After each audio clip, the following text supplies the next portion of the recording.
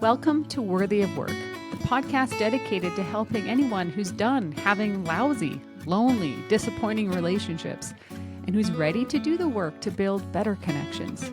I'm Stephanie Rivard, and if you've ever questioned your sanity, wondered if healthy relationships are even real, or wonder if there's anything you can do to attract or create a healthier relationship, you are exactly where you need to be. Together, we will unpack the healthy relationship skills no one taught us.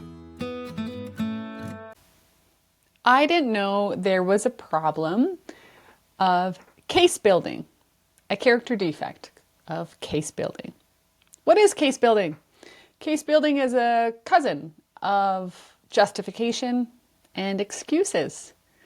Case building sounds like, let me tell you all of the details of this event, what he did, what she said, and then I will get to my behavior, which was quite lousy, but I want you to understand why I acted like a lunatic. This is case building, giving all of the other details, all of the other circumstances of what other people did. So by contrast, you might see my reaction as not so terrible, or justified. That anyone in this situation would have acted like a lunatic. Therefore, I wasn't being irrational, I was being on point. Case building. I've heard once a really interesting therapy, I think, a strategy, and I don't remember what European country or what methodology it was called, but it left an impression on me by its use, its application. And in a nutshell, this is how it would work.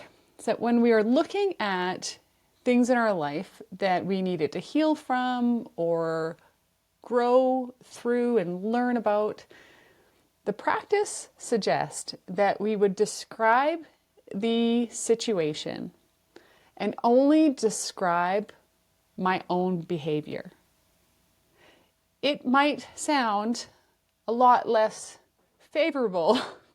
It might sound like, then I yelled, then I stormed down the hallway, then I slammed a door, then I made a sarcastic comment, and I lose all of the case building, all of the juicy details I really want you to know, so you can see my reactions in a more favorable light. And I, in fact, kind of want to shadow my behavior with the case building. The problem here, obviously, is I am justifying my behavior, my choices, with someone else's choices. And as adults, we know we don't get to do this. In fact, we even teach our kids this, right? Little Johnny's in the sandbox with little Sarah, and Johnny steals the toys from little Sarah. And so Sarah steals them and hits Johnny. And we say, well, Sarah, you can't hit and steal toys. Well, Johnny started it, right? Well, Johnny started it. Let me tell you, as an adult, I have fallen to this where, well, he started it. And somehow then my irrational behavior is excusable? No, it's not. And as I've grown and as I fumble my way through better tools and more self-awareness, that old thinking is no longer acceptable. It's flawed.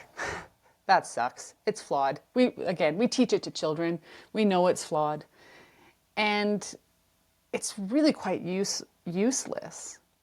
The other problem with this, he started it, is it kind of puts me in a position that I'm really just a puppet on a string.